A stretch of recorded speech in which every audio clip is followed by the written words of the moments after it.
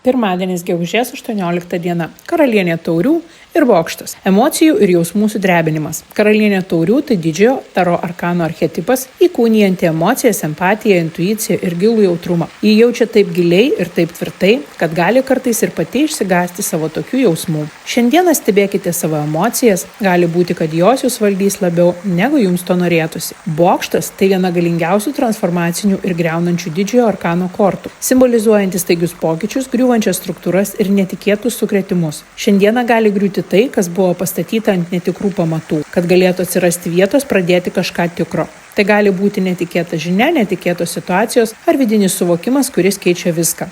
Dienos energija. Pirmadienis atneša galingą kontrastą tarp gilių emocijų ir noro ar suteiktų galimybių keisti viską. Šiandien gali kilti netikėtų situacijų, kurios sukrės jūsų emocinį pasaulį. Raktinis žodis šiai dienai – emocinis atsparumas. Šiandien visata tikrina vidinį stabilumą. Kokioje emocinėje stabilumo skalėje randatės? Karalienė taurių ir bokštas šiandien tai kvietimas išlikti savimi net tada, kai aplinkui viskas neplanuotai keičiasi.